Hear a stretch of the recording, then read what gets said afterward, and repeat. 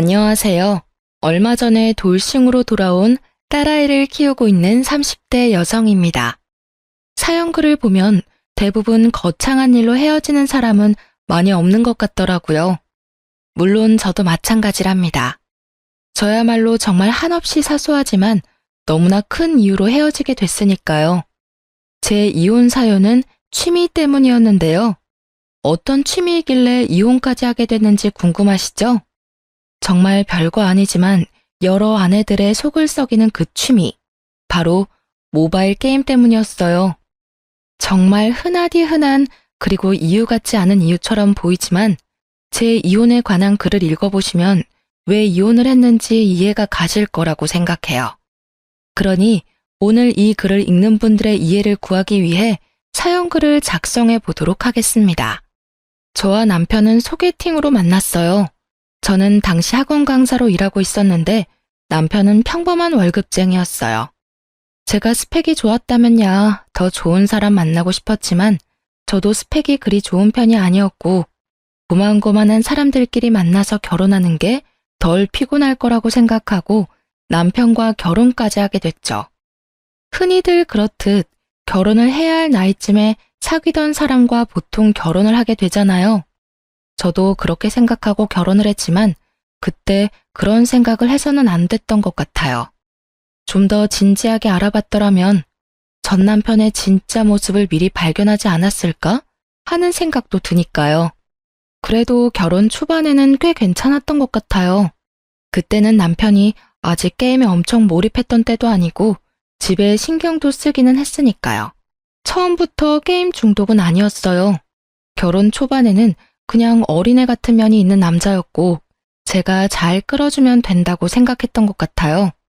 그리고 신혼이라 남편이 노력한 것 같은데 그런 이유가 아니더라도 그때는 그저 다 용서가 되던 시기였던 것 같아요. 시모가 아들 일이라면 뭐든 감싸고 도는 극성 엄마라는 것도 어느 정도는 이해할 수 있는 부분이었어요. 시부는 동네에서 가게를 하셨는데 뭐든 남편을 좀 탐탁지 않게 생각하시는 면이 있었어요. 그래서 항상 남편에게 올바르게 행동하라는 말을 자주 하시곤 했어요. 솔직히 친정도 시댁과 비슷한 느낌이라 다 이해할 수도 있다고 생각했는데 정말로 이건 아니다 싶은 부분이 생기긴 하더라고요. 처음, 그러니까 남편의 취미 때문에 처음으로 제가 화를 낸 건 결혼식 직후에 있던 첫 번째 명절 때문이었어요. 남편과 미리 이야기를 해서 설 전날에 시댁에 가서 하룻밤 자고 설 당일 오후에는 친정으로 이동하는 동선으로 계획을 짰어요. 물론 남편도 거기에 동의를 했었고요. 시댁과 친정은 저희 집에서 모두 비슷한 거리에 있었지만 친정과 시댁 사이의 거리는 정반대라 2배의 거리였어요. 게다가 결혼 후에는 자주 가지 못했던 만큼 친정에 갈 수 있다는 즐거움과 첫 명절에 대한 두려움으로 저는 저녁에 일찍 잠에 들기로 했죠. 새벽녘 일찍 시댁에 갈 예정이었거든요. 제가 잠에 들 때까지 남편은 잠을 안 자더라고요. 보니 컴퓨터가 있는 방에서 열심히 뭘 하더라고요. 슬쩍 봤더니 게임이었어요. 뭐 게임이야 취미이고 스트레스 풀기용이니 이때는 저도 쿨하게 하도록 놔뒀죠. 이때 이걸 바로 잡았어야 했는데 그때는 이제 곧 남편도 자겠지 하는 마음으로 저 먼저 잠에 들었어요. 그런데 그날 너무 건조했던지라 중간에 목이 가렵고 물이 마시고 싶어서 잠에서 깨버렸어요. 물 한 모금 마실까 하고 조심스레 일어났는데 옆에 남편이 없더군요. 이상하다 싶어서 부엌 정수기에서 물을 따라 먹고 있는데 희미한 불빛과 소리가 남편이 있던 방에서 나더라고요. 슬쩍 가서 확인을 해보니 남편이 누군가와 통화를 하면서 여전히 게임을 하고 있더라고요. 시계를 확인하니 새벽 3시 반. 아침 7시에 시댁으로 출발하기로 했는데 여태 잠을 자고 있지 않으니 환장하겠더라고요. 이 남자가 도대체 무슨 생각으로 일어나 싶어서 결국은 제가 참다 못해 한마디 했죠. 당신 아직도 잠을 안 자면 어떡해? 내일 시댁 가는 거 잊었어? 내가 지금 운전면허 따고 있는 중이라 당신 차 운전도 못 해주잖아. 생각을 좀 하고 놀아. 금방 끝낼 거야. 가서 자. 당신한테 운전해달라고 안 할 테니까 걱정 말고. 걱정이 안 될 수가 없잖아요. 수면 부족으로 차를 몰면 얼마나 위험한지를 아는데. 남편이 잘 거라고 생각하고 저도 다시 잠에 들어봤지만 결국 일찍 깨버렸어요. 5시 좀 넘어서 일어났는데 여전히 남편이 게임을 하고 있더군요. 밤을 꼴딱 샌 거예요. 진짜 하루 날밤 샌 거야? 당신 도대체 왜 이래? 차 몰고 가다가 잠들면 어쩌려고? 괜찮다니까. 왜 아침부터 화를 내? 내가 괜찮다고. 알아서 잘 갈 거니까 걱정하지 말라고. 진짜 차표가 남아 있었다면 대중교통을 이용하고 싶을 만큼 불안했지만 어쩔 수 없이 남편 차를 타고 시댁에 갔어요. 남편의 집중력이 끊기기 직전 시댁에 도착해 다행이었지만 시댁에서 남편의 행동은 더 가관이었어요.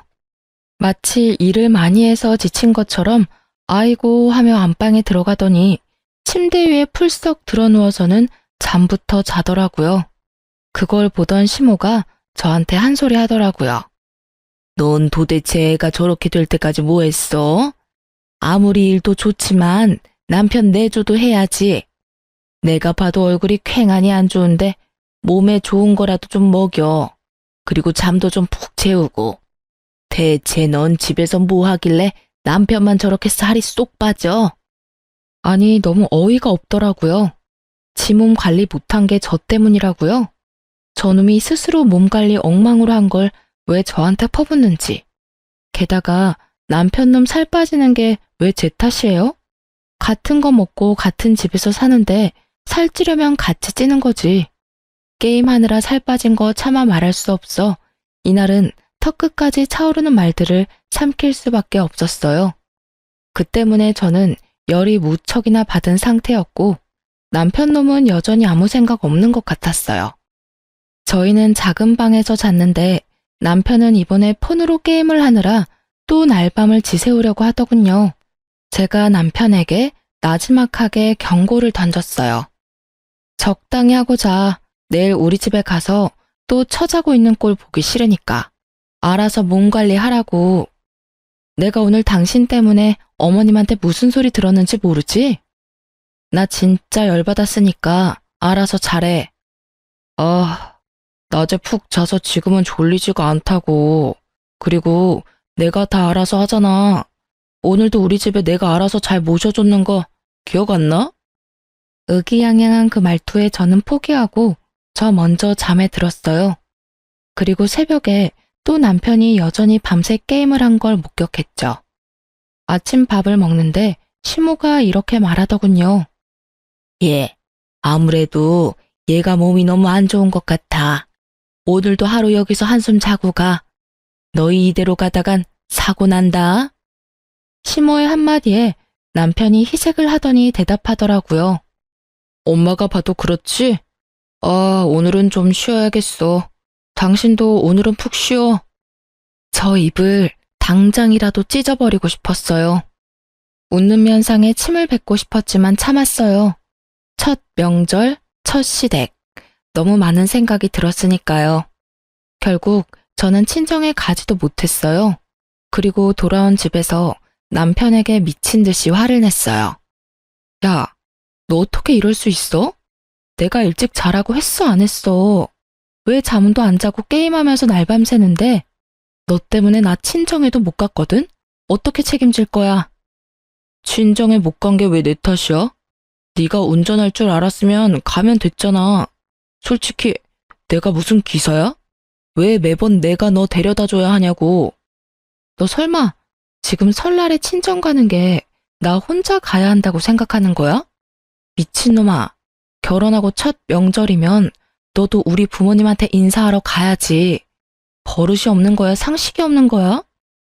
내가 너희 집 가는 건 당연한 거고 네가 우리 집 가는 건 선택사항이다 이거니? 그거는 솔직히 부담스러운 건 사실이고 어차피 다 우리 집에서 하고 처가는 인사차 들리기만 하는 거잖아. 그러니까 너 혼자 갔다 와도 되고. 아, 그렇게 생각하고 있었어? 그래, 좋아. 나 혼자 친정 갈 테니까 넌 집에서 열심히 게임이나 하던가. 결국 저는 남편을 두고 짐을 싸서 친정으로 왔어요. 친정에는 일주일만 같이 있겠다고 했고요.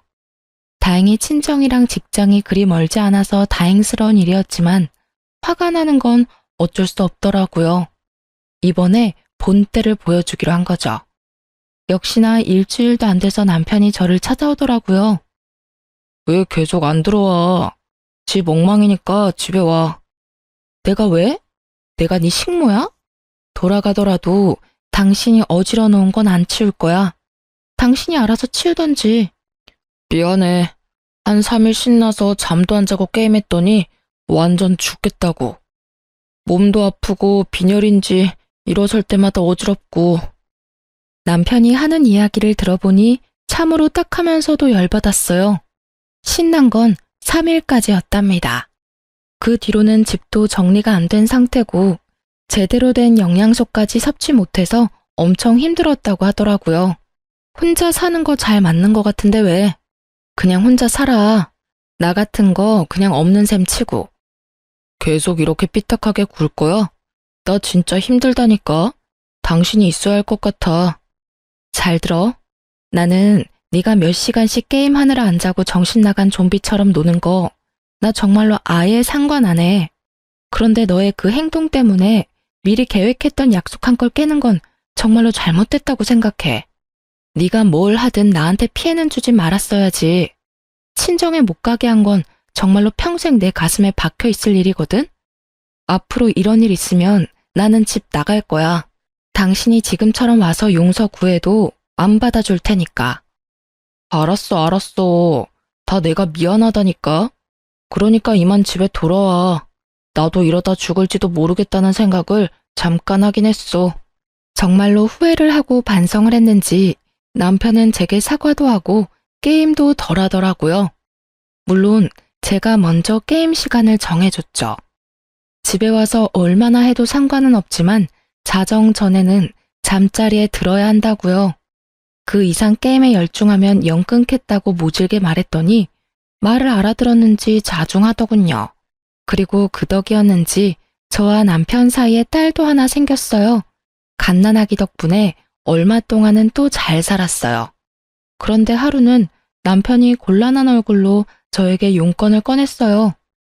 미안한데 돈 모아놓은 거 좀 있어? 엄마가 아버지 차 몰고 가서 사고 났는데 보험 처리는 안 되고 상대방도 다쳐서 돈이 많이 들어가. 지금 큰일 나게 생겼는데 엄마는 정신 하나도 없고 나한테 물어보는데 나도 모아놓은 돈이 많지는 않아서. 어머님은 안 다치셨어? 그렇게 큰일 있으면 아버님한테 말하지. 양가 어른들에게 혹시나 문제가 생기면 쓸 수 있게 돈을 좀 모아놓은 게 있기는 한데 얼마나 필요하신 거야? 한 1,000만 원 정도 필요해. 엄마가 쪽팔려서 너한테는 빌려달라고 말을 못 하시겠다고 하더라고요. 그런데 어떡해. 일단 사람부터 살리고 봐야 할 거 아냐. 저는 남편에게 1,000만 원을 빌려줬어요. 쉬운 선택은 아니었지만 힘들다니 어쩔 수 없었죠. 그러더니 남편이 한마디 더 하더라고요. 엄마 성격 알지? 남한테 빚지고는 못 사는 성격이신 거. 웬만하면 아는 척 하지 말고 기다려줘. 금방 돌려주실 테니까. 돈 들어오면 내가 당신한테 줄게. 저는 그 말만 철석같이 믿고 있었어요.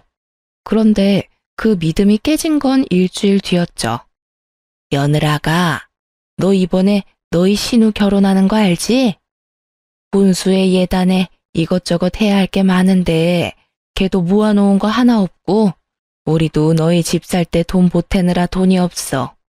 혹시 너희 돈 모아놓은 거 있으면 좀 빌려줘라. 그 정도는 해줄 수 있지? 당당하게 돈을 요구하는 시모의 그 말에 저는 조심스럽게 시모에게 대답했죠. 어머님, 저번에 빌려가신 게 마지막이었어요. 정말로 지금은 돈이 없어서 남편도 그때 같이 보태서 낸다고 했으니까 남편도 없을 거예요. 뭐? 내가 저번에 뭘 빌려가? 너 뭐 잘못 알고 있는 거 아니니? 내가 왜 너한테 돈을 빌려? 생사람 잡지 마 얘. 일단 끊어봐. 아들한테 전화해 볼게. 결국 시모는 전화를 끊었고 저에게는 의문만 남았습니다.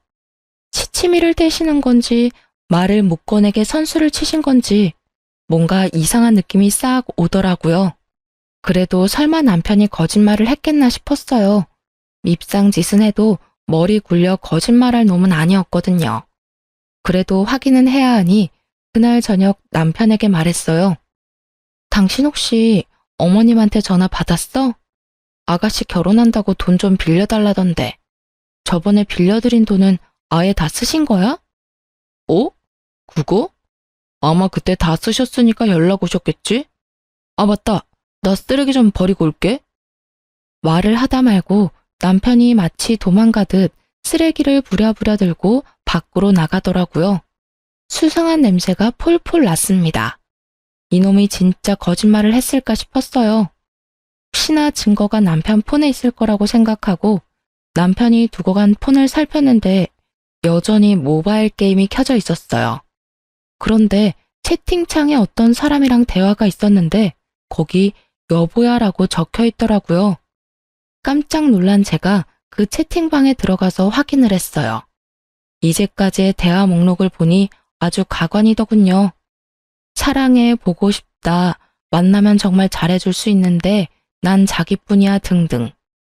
이게 게임도 모자라서 바람까지 피나 하는 마음에 얼른 남편이 오기 전에 증거 확보하려고 제 폰으로 동영상을 찍었어요. 영상으로 채팅 내역을 모두 저장한 저는 혹시 다른 건 없나 싶어서 둘러봤어요. 별로 이상할 게 없었지만 딱 한 가지, 남편의 캐릭터 레벨이 높더라고요. 캐릭터 옆에 VIP라고 떡하니 써져 있었죠. 저도 모바일 게임을 해봐서 아는데 VIP 레벨은 무조건 돈을 써야 레벨을 올릴 수 있는 단계거든요. 높으면 높을수록 돈을 많이 썼다는 이야기인데 저는 설마 하면서 어느 정도 돈을 썼나 싶어서 남편 어플의 결제 내역부터 확인했어요. 그런데 그거 보고 저 완전 눈 돌아갔잖아요. 확인한 날짜, 그달의 총 지출액이 100만 원 정도 되더군요. 게다가 제가 확인한 날은 17일이었는데 1일부터 17일까지 100만 원을 썼다는 이야기잖아요. 기겁을 한 제가 더 아래쪽으로 내려가 저번 달, 저저번 달까지 확인을 했더니 그 내역도 줄줄이 다 뜨더라고요. 100만 원이 훨씬 넘는 돈이 여기에 다 들어가 있더라고요. 그제야 저는 깨달았죠. 남편 놈이 지 월급을 모두 게임에 꼬라박았다는 걸요. 그리고 그와 함께 제가 남편에게 준 돈의 행방이 걱정되기 시작했어요. 이 결제 내역을 보고 나니 아까 시모와의 통화에서 시모가 정말 그런 내용을 몰랐던 거 아닐까 하는 합리적 의심이 들었죠. 실제로는 그런 사고 당한 적도 없고 돈도 가져가지 않았을지도 모른다는 생각이 강하게 들었어요. 남편이 거짓말하고 그 돈을 다른 데로 보낸 게 아닐까 하는 생각이요. 그런데 현금 결제 내역으로는 제가 준 1,000만 원의 행방은 찾을 수가 없었어요. 이게 어디로 갔나 싶었는데 그 실마리는 의외의 곳에서 발견했어요. 바로 남편과 여보야 하며 대화를 주고받았던 채팅방이요. 그 채팅방 훑어보니 제가 돈을 빌려준 날 이런 메시지가 있었어요. 그때 돈 빌려줘서 너무 고마웠어. 자기 덕분에 한시름 났네. 사랑해. 이런 메시지요. 아마 돈 빌려준 게 제 돈 1,000만 원일 거라는 강한 감이 오더라고요. 결국 열받은 저는 쓰레기 버리고 돌아온 남편을 털었어요. 너 내 돈 어머님한테 빌려줬다는 거 거짓말이지? 아니야. 그거 받아서 엄마한테 빌려줬어. 엄마가 모르는 척 하는 거라니까. 저는 남편 놈에게 폰을 던지며 말했어요. 거짓말 작작 좀 해. 내가 바보 병신으로 보이냐? 네 폰에 이렇게 버젓하게 증거가 있는데 저번에도 내가 말했듯이 네가 뭘 하든 내 알 바가 아니야. 그냥 나한테 피해만 주지 말라고. 그 말 그때 들었지? 그런데 이게 뭐야? 너 어머니한테 준다고 가져간 돈 게임으로 만난 여자한테 줬더라? 미친놈아. 얼굴도 못 본 여자한테 뭐가 꽂혀가지고 그 큰 돈을 갖다 바쳐? 네가 사람이야? 그 돈이 무슨 돈인데? 맞습니다. 그 여자와는 얼굴 한번 본 적 없는 사이였더라고요. 여자가 돈을 빌려준 다음 날 이제 만나자며 날짜를 잡은 걸 봤거든요. 그 말에 남편놈이 기대하는 표정의 이모티콘을 보낸 것도 정확하게 봤고요. 채찍질 같은 제 말에도 남편은 한마디도 안 주고 대답하더군요. 뭐가 꽂히긴. 같은 취미 가지고 있는 여자가 더 좋은 게 당연하지. 이거 봐. 당신은 여전히 내가 게임을 왜 하는지도 모르잖아. 나도 당신처럼 게임 못하게 하고 매번 통제하려는 여자는 짜증나서 싫다고. 그래서 너한테서 마음 멀어지는 건데 왜 남 탓을 하는 건데? 우와, 앞에서 이딴 말을 듣는데 진짜 머리 돌아버리겠더라고요. 통제라는 말을 이럴 때 쓰는 게 맞나요? 제 상식선에서는 도저히 이해가 안 가는 이야기라 헛웃음만 나오더군요. 그래서 너는 하늘을 우러러 한 점 부끄럼 없다 이거야? 말해봐. 네가 진짜 잘못한 게 하나도 없어? 그 돈도 어머님한테 준 게 사실이고? 그럼 믿어줄 테니까 지금 당장 어머님한테 가서 그 돈 받아와. 내 돈이고 나는 그 돈 받을 자격 있다고 생각하니까 당장 가져와. 네가 지금 내 앞에 돈 대령하면 이 일 다 없었던 일로 치고 내가 너한테 사과하면서 큰절까지 할게.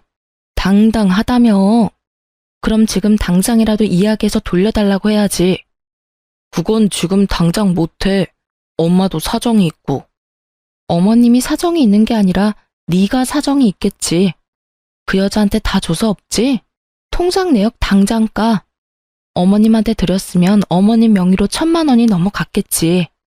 결국 남편은 말도 못하고 통장도 보여주지 않더라고요. 지은 죄가 있는 게 목소리는 얼마나 큰지 저는 당장 남편을 끌고 시댁으로 쳐들어갔어요. 이미 이혼은 무조건 확정사항이었어요. 제 마음속에는 이미 선이 그어졌거든요. 그래도 남편놈이 친 사고를 시부모가 알아야 어떻게든 수습이 될 것 같아서 말이죠. 시댁에 가서 남편놈을 앞세우고 이혼하겠다고 말했어요. 시댁에서도 폭탄 발언을 한 저와 남편을 연달아 보며 무슨 일인지 쳐다보더라고요. 솔직히 말 꺼내면서도 시모가 저를 두둔해 줄 거라는 생각은 정말 조금도 하지 않았어요. 어머님, 아버님, 저 이 사람이랑 이혼할 거예요. 정말 지긋지긋해서 못 해먹겠어요. 게임하느라 집안일은 아무것도 안 하고 육아조차도 관심이 없어요. 게다가 게임을 취미로 하는 거면 모르겠지만 이 정도로 사람 허파 뒤집을 정도로 사고치는 건 절대로 용서 못해요. 그리고 예상대로 시모는 제게 더 큰 비난을 퍼붓더라고요. 너 무슨 말을 그렇게 해? 남편 내조를 제대로 못한 너를 탓해야지. 너는 이렇게 될 때까지 뭘 했어? 이게 온전히 다 우리 아들 탓이야? 네가 신경 쓰고 관리했으면 이렇게까지는 되지 않았을 거 아니야? 남편 기죽이는 건 그렇게 잘하면서 취미로 하는 걸 이해 못할 정도면 그래, 차라리 헤어지는 게 잘 됐네. 너 우리 아들한테 하는 거 애저녁부터 마음에 안 들었어. 너만 큰 소리 칠 줄 아나 본데 나도 너한테 큰 소리 칠 거 많거든? 아무것도 모르고 남편 새끼 두둔하는 시무를 보니 아주 불쌍해서 딱할 정도였어요. 아, 그러세요? 제가 어떻게 관리를 해야 할까요? 월급의 절반을 게임에다 쳐넣으면서 저한테는 꼴랑 50만 원으로 생활비 하라는 남편을요. 없는 돈에 한 푼이라도 아껴보려고 끙끙대며 허리띠 졸라매는 제 옆에서 남편 취미라는 게임으로 돈이 줄줄 새어나가고 있는데 그걸 몰라서 여태 참았지. 알았으면 저도 여기까지 끌었겠어요? 50만 원이라도 줬으면 다행이지. 돈을 아예 안 준 것도 아니고 돈을 줬으면 그걸로 살림 사는 건 네 몫이지. 그리고 남편한테 관심이 없으니 돈 나가는 것도 몰랐던 거 아니냐? 이게 네가 내조를 제대로 안 한다는 증거지. 시모 말이 끝나자마자 남편놈이 의기양양하게 되지도 않는 말 하고 있더라고요. 그래, 넌 처음부터 내 취미 생활을 인정을 안 하잖아. 솔직히 내 돈을 내 취미에 쓰는 게 왜 나빠? 돈을 안 준 것도 아닌데. 그걸로 생활비 했으면 나한테 할 말 없지. 시모를 등에 업고 입이 10개라도 할 말이 없어야 할 죄인이 뚫린 입으로 말은 얼마나 잘하던지요. 그 꼴을 보니 더 열받아서 저도 모르게 흥분하게 되더라고요. 결국 큰 소리로 꽥 냅다 질러버렸죠. 뭐? 야, 네가 돈만 썼어? 게임하면서 만난 얼굴도 모르는 여자한테 돈까지 갖다 바쳤잖아. 어머님이 아버님 차 끌고 가서 사고 쳤다는 말로 나 속이고 내가 모아놓은 돈 1,000만 원 가져가서 그 여자한테 준 거잖아. 통장 내역 보면 다 나와. 속일 생각하지 말라고.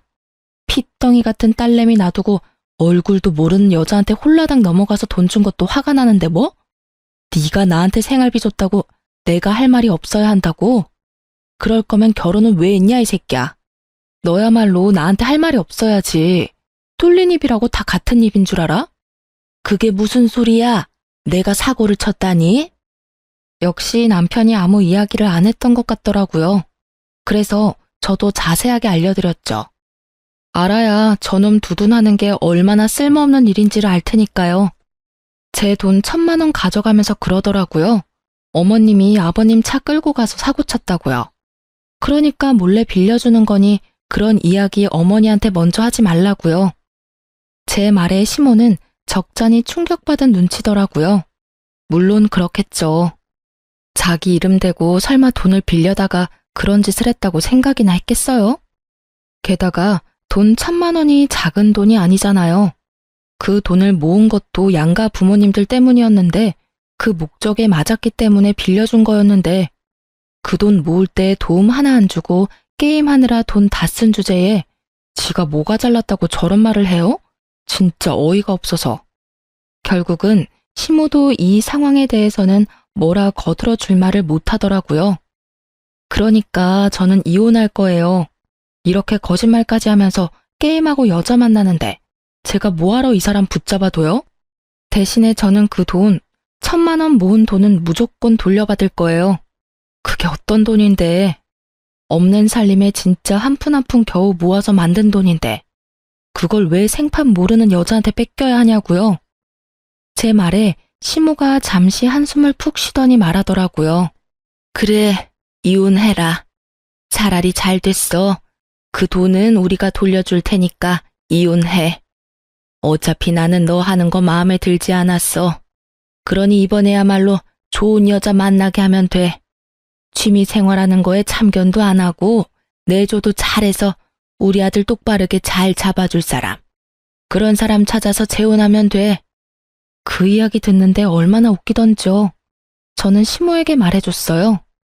예, 어머님, 잘 찾아보세요. 세상에 어떤 여자가 게임에 미쳐서 집안일, 육아에는 관심도 없고 게임에 돈이나 갖다 바치는 남자를 좋아하겠어요? 아, 그 게임 속의 여자라도 꼬셔서 잘해보면 되겠네요. 남편이 그렇게 죽고 못 사는 여자요. 돈을 1,000만 원을 줬는데도 아직까지 얼굴도 못 봤다는 여자라면 잘해줄 수 있겠죠. 게임도 취미인 것 같고. 그죠? 둘이서 열심히 돈 탕진하면서 살면 진짜 죽이 잘 맞겠어요. 아무리 생각해도 그 여자는 남편을 호구로 생각하는 게 틀림없었거든요. 그걸 이 시점이 되도록 눈치를 못 채는 남편도 이상했고 그런 여자를 재혼 상대로 생각하는 시모도 웃겼어요. 딱 봐도 사기꾼이잖아요. 차라리 얼굴을 보고 만나서 손이라도 잡고 돈이라도 줬다면 그 여자를 상간녀라고 생각할 법도 했을 거예요. 그런데 딱 봐도 그게 아니잖아요. 얼굴 보여주지 않고 돈만 요구하는 사람을 상간녀라고 볼 수 있을까요? 그냥 남편 놈이 거기 꽂혀서 지 마음이며 돈이며 다 주는 거지. 달콤한 말 속에 섞인 그 돈을 요구하는 말을 남편이 알아차리지 못하면 이렇게 계속 사기를 당하게 되겠죠. 그런 여자가 내조를 한다고요? 결국 참다 못한 제가 한마디 더 붙였어요. 그 여자랑 결혼하면 둘이서 게임만 하느라 어디 애라도 생기겠어요? 그때는 제 딸 찾으러 오지 마세요. 저는 친권이며 양육권 모두 뺏기지 않을 거니까. 딱 봐도 남편은 애를 양육하기에 여러모로 문제가 있잖아요? 소송하면 분명히 애는 저한테 올 거예요. 그러니까 서로 힘 빼지 말고 여기서 그 부분은 합의해요. 제 말에 입을 연 건 시모도 남편도 아닌 시부였어요. 조용히 이야기를 듣고만 있던 시부가 남편에게 물어보더라고요. 너, 이 말이 전부 사실이냐? 조용한 그 말투가 더 무서웠어요. 시부의 표정에 변화가 없었거든요. 남편도 그걸 감지했는지 어물쩍거리며 말하더라고요. 사실이냐고 하면 돈 빌린 건 맞아요. 그리고 그 여자랑 대화한 것도 맞는데 돈은 내가 빌려주기로 한 거고 그 여자가 강하게 요구한 것도 아니고 게임은 내 돈으로 한 거니까 와이프 말처럼 내가 다 잘못했다고는 생각 안 하는데요. 남편의 말이 끝나자마자 시부가 풀스윙으로 팔을 올렸고 짝 하는 소리와 함께 남편 놈 얼굴이 반대편으로 휙 돌아가 있었어요. 너 내가 결혼해서 애 낳으면 인간 될 줄 알았더니 결국 이 꼴로 다 늙은 아버지 속을 썩여? 도대체 뭐가 부족해서 이런 미친 짓을 하는 거야? 네 딸 얼굴은 무슨 낯짝으로 볼 거야? 애 보기 부끄럽지도 않아? 진짜로 그 얼굴도 못 본 여자한테 돈 다 빌려줬어? 그 여자가 돈은 갚는 데냐? 그 돈 다시 받아와 이 못난 자식아. 결국 흥분한 시부에 의해 남편은 내내 두들겨 맞았지만 다 늙은 시부 손이 아프면 얼마나 아프겠어요. 결국은 남편에게는 매도 되지 못했던 것 같더라고요. 끝까지 자기는 잘못 안 했다고 하는 걸 보니 말이죠.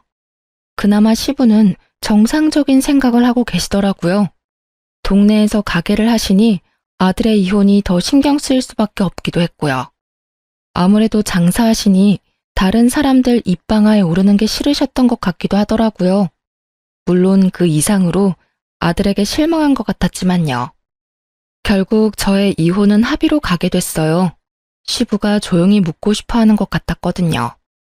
시부에게 직접 1,000만 원을 돌려받았고 재산 분할도 적당히 하게 됐어요. 그리고 남편에게는 위자료 명목으로 돈도 좀 더 받았어요. 물론 그 돈은 시부가 줬지만요. 딸아이 친권과 양육권은 당연히 제가 가져왔죠. 게임 중독 아빠에게 애를 맡길 사람은 없잖아요. 그 상황은 시부모도 모두 납득한 일이었어요. 우리가 가지고 있던 집도 둘이서 반반씩 내고 들어가 살았기에 집을 팔아서 반씩 나눠 가졌어요. 저는 이래저래 모은 돈으로 작은 평소의 아파트 전세로 들어갔고 남편 놈은 시부가 시댁으로 불렀다고 하더라고요.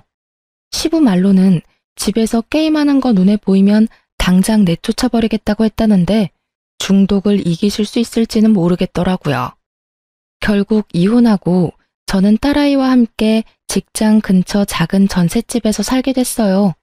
시댁과도 그리 먼 곳은 아니었고 가끔씩 그 근처를 들릴 때도 있었어요. 그러던 중 시부가 일하던 가게 근처에 갈 일이 생겨서 그 근처를 방문했다가 시부를 마주쳤어요. 시부는 저에게 호의적이었고 마지막까지 상식적으로 일을 해결해 주셨기 때문에 잘 지내셨냐고 안부만 묻고 가려고 먼저 말을 걸었어요. 잘 지내셨어요? 그렇게 말을 걸고 가까이서 시부 얼굴을 보니 아주 얼굴이 퀭하더라고요. 저는 흠칫 놀랐어요. 저와 이혼하고 남편이 또 사고친 건 아닌가 하는 생각이 들었죠. 그래. 여기는 무슨 일로 왔어? 아, 근처에 볼 일이 있어서 왔다가 잠깐 들렀어요. 인사만 하고 가려고 했는데 혹시 몸이 안 좋으세요? 얼굴빛이 너무 안 좋아 보여서. 걱정스럽게 쳐다보는 저를 보던 시부가 고개를 절레절레 저으시더니 말하더군요. 내가 그 미친놈 때문에 죽겠어. 아니, 그게 귀신에 씌인 것도 아니고 진짜 정신이 제대로 나갔어. 너한테 할 이야기는 아니라는 걸 아는데도 진짜 이놈이 짐승 새끼가 아닌가 그런 생각이 든단 말이지. 네? 또 무슨 일 있으셨어요? 아직도 그 사람 게임 못 끊었어요? 아니면 그 여자 때문에 그러세요? 이놈이 우리 집 들어와서도 여전히 정신을 못 차려. 게임을 하지 말라고 했더니 집을 나가서 들어오지를 않잖아. 어디 있는지 찾아보면 집 근처 어슬렁거리며 게임이나 쳐하고 밥도 안 먹고 잠도 안 자서 아주 사람 속을 완전 문드러지게 하는 거야. 게다가 그 여자한테서도 아직 못 벗어났는지 돈도 안 돌려주는데도 아비 앞에서 그 여자를 끼고 돌아. 어휴. 그 이야기를 들으면서도 저는 이렇게 될 줄 알았다는 생각이 저절로 들 정도였어요. 솔직히 제가 당한 일들을 모조리 두 분이 당하고 계신다고 생각하니 좀 딱한 마음도 들기는 했죠. 아, 물론 자식 잘못 키운 부모 입장에서 바라보면 그렇단 거죠. 그런데 그것뿐만이 아니야. 그것만이라면 아주 내쫓아버리고 어디서 객 싸든 말든 놔둬버리면 되지. 그런데 너하고 이혼하면서 생긴 돈을 모조리 그 여자한테 준 것 같더라고. 그 돈 어딨냐고 물어봐도 대답을 안 해. 너도 알다시피 그 집 살 때 아들놈 돈 한 푼 없어서 내가 아파트비 반틈 내주지 않았냐. 그렇게 치면 그 돈이 내 돈인데 지가 홀라당 가져다가 써버렸어. 어디다 썼냐고 물어봐도 답을 안 해. 아마도 그 여자한테 줬겠지. 그래서 내가 물어봤어. 그 여자 얼굴은 봤냐고. 그렇게 좋으면 집에 데리고 와서 얼굴이나 보여주라고. 그랬더니 참견하지 말고 가만히 있으랜다. 집에 데리고 오지도 못할 여자한테 그 많은 돈을 퍼부었다고 생각하니 내가 이놈을 왜 데리고 왔는지 이제는 후회가 돼. 저 알아서 살도록 놔둬버릴 것을. 그런 일이 많이 힘드셨겠어요. 그래서 지금도 같이 살고 있고요? 아니야. 이 못난 놈 저번 주에 내보냈어. 월세방 하나 얻어주고 지가 월세 못 내면 알아서 쫓겨나겠지. 그것도 왜 내보낸지 알면 기도 안 찰 거다. 얼마 전부터 집안에 있는 물건이 하나씩 없어지더라고. 처음에는 부엌에 있는 물건이었는데 그 다음에는 컴퓨터나 TV, 공기청정기가 없어지더라고. 알고 보니 아들놈이 그걸 가져갔더라고. 어디다 썼냐고 물어보니 답을 안 하길래 알아보니까 그거를 다 갖다 중고시장에 팔아버렸더라고. 돈으로 바꿔서는 또 그 돈도 여자한테 보냈더라고. 내가 그걸 알고 나니 진짜 귀신을 집에 들렸다 싶어가지고 당장 내보내버렸지. 집에 못 들어오도록 비밀번호까지 바꾸고. 그 말을 듣는데 이젠 저도 위로의 말을 못 꺼내겠더라고요. 얼마나 고생했을지가 눈에 훤해서요. 제가 그런 말하면 죄송할 것 같아서 말을 아꼈어요. 그랬더니 시부가 저한테 그러더군요. 너 이혼 잘했어. 그놈 데리고 있었으면 우리 손녀까지 팔아치웠을지도 모를 일이야. 봐라. 그렇게 자기 아들이라며 끔찍이도 두둔하던 마누라가 세간살이 하나씩 없어질 때마다 점점 말도 없어지고 내 눈치까지 보더라니까. 결국 냉장고 없어졌을 때 이놈의 옆에 내가 내 앞에서 울더라니까. 그렇게 아들 편들지 말라고. 나쁜 건 고쳐야 되니 모질게라도 대하라고 했건만 그걸 못해서는 결국 아들을 저렇게 만들었으니. 그 말을 하는데 하필 시모가 가게 안으로 들어오시더라고요. 제가 이혼하기 전에 시모는 아무 일도 안 하는 전업주부였는데 남편이 얼마나 재정적으로 두 분을 쪼들리게 만들었는지 결국 시모도 시부 가게에 나와서 일을 도와주고 계셨더라고요. 시모는 제 얼굴 보고 흠칫하더니 이내 눈물을 주룩주룩 흘리더라고요. 애미야, 내가 너한테 모진 말을 많이 했어. 같이 살아보니까 네가 얼마나 고생했을지 알겠더라. 내가 그런 말 한 거 마음에 담아두지 마라. 못 모르고 한 말이야. 알고 나니 도저히 감싸줄 생각도 안 들고 그냥 너한테 미안하다는 생각만 나더라. 시모도 전 남편에게 쓴소리까지 했다고 하는데 결국 그게 먹히지는 않았대요. 제 앞에서 울면서 그런 이야기를 하는 시모를 보니 참 무슨 표정을 지어야 할지 모르겠더라고요. 그렇지만 분명하게 드는 생각은 딸아이만이라도 데리고 나와서 정말 다행이라는 생각이었죠. 남남이라는 게 이렇게 마음이 편할 줄 몰랐어요. 시모가 그렇게 후회를 하는데 저희는 이미 이혼을 해서 남남이잖아요. 시부모와 그런 이야기를 끝내고 집에 돌아왔는데 남편놈이 착실하게 제 무덤 파고 있는 걸 듣고 나니 빨리 손절하기를 잘했다는 생각이 들었어요. 그리고 한 가지 의문이 들었죠. 도대체 게임 속의 여자는 얼마나 대단한 여자길래 이렇게 남자의 골수까지 빨아먹나 싶은 생각이 들었거든요. 전 남편이 돈이며 세간살이며 다 갖다 바친 거면 분명히 그만큼의 무언가가 있으니까 줬을 거잖아요. 그런데 얼굴은 한 번도 본 적이 없다고 하고 아무래도 사기꾼 냄새가 났는데 전 남편이 그걸 눈치를 못 챘다는 것도 이상하니까요. 찝찝함을 남겨두고 그렇게 시간이 좀 흘렀어요.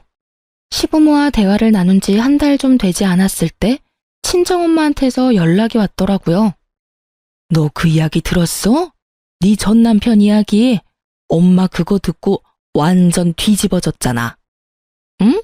무슨 이야기? 그리고 이미 인연 끊긴 사람 이야기는 왜 갖고 와? 엄마는 기분 안 나빠? 나는 솔직히 기분 나쁘거든? 기분 나빠도 들어봐. 니네 시댁이었던 사람들 그 동네에서 가게 하지 않니? 엄마 친구 중에 거기 단골이 있는데 소문이 완전 파다하게 났다고 하더라고. 무슨 소문? 뭐 이제 와서 재혼이라도 한대? 재혼은 무슨 사기당했다고. 사기? 뭐 충분히 예상 가능한 거였지만 놀라긴 했어요. 이제야 터진 거에. 그래, 네 전 남편이 그렇게 그 여자 얼굴 한번 보려고 돈을 그만큼 퍼부었다는데 여자가 만나자고 한 날부터 잠적했다고 하더라고. 그래서 네 전 남편이 눈에 불을 켜고 찾아다녔대. 근데 알고 보니까 그 여자가 상습범이었다고 하더라고.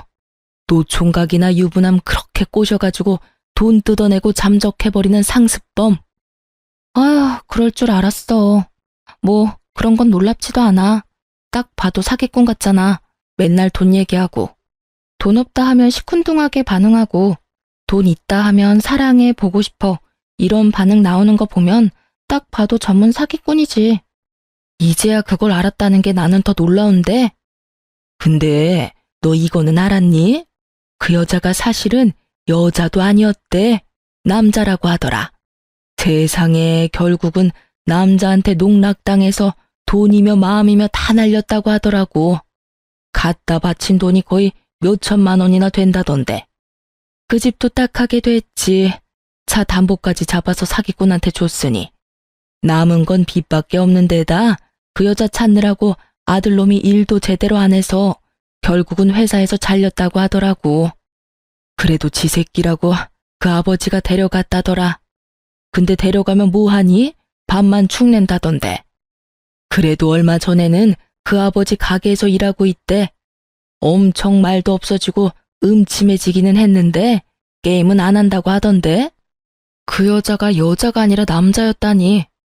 전 남편 놈은 그런 남자에게 속아 넘어가서 돈까지 다 갖다 바치고 가정까지 깨고 애까지 버렸다는 거잖아요. 참 이야기 듣는 내내 다른 세상 이야기 듣는 것처럼 현실감이 전혀 없더라고요. 그래도 빠른 손절 또 한 번 다행이라고 느끼긴 했어요. 솔직히 이혼하고 남편을 한 번도 못 봤거든요. 딸애를 볼 수 있는 면접 교섭권이 있었지만 미안했던 건지 아니면 별로 반성을 안 했던 건지 애를 만나러 올 생각도 않더라고요. 저도 애가 아빠를 안 만나는 게 더 좋다고 생각했어요. 나쁜 버릇이라도 나쁜 습관이라도 옮으면 큰일 나니까요. 그래도 양육비는 꼬박꼬박 들어오고 있는 걸 보니 시부가 대신 내주고 있는 것 같더라고요. 모든 걸 다 잃고 사기까지 당한 전 남편. 결혼이라는 게 저 혼자의 노력으로 가정이 유지되는 게 아니라는 걸 제대로 배우게 됐어요. 그리고 취미가 너무 지나쳐도 병이 된다는 걸 알고 나서는 취미를 갖는 것이 무서워지기까지 했거든요.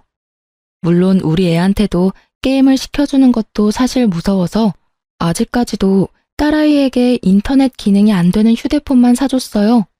혹시라도 저 몰래 모바일 게임을 할까 봐서요. 전 남편의 이야기를 들으니 하나의 맹목적으로 집중하는 게 얼마나 무서운 일인지에 대해 깨닫게 됐고요. 뭐든 적당한 게 좋은 법이죠, 남편에게는. 이번 일이 아주 좋은 약이 되었다고 생각해요.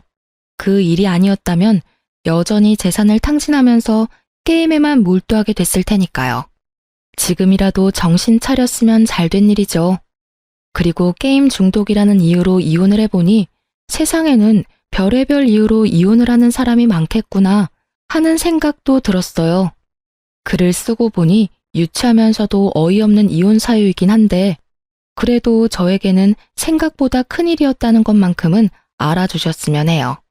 저 당시에는 정말 막막하고 힘들었으니까요. 쓰다 보니 글이 길어졌지만 글이 지루하지는 않으셨을 거예요. 뒷골 잡게 만드는 남편놈 덕분에요.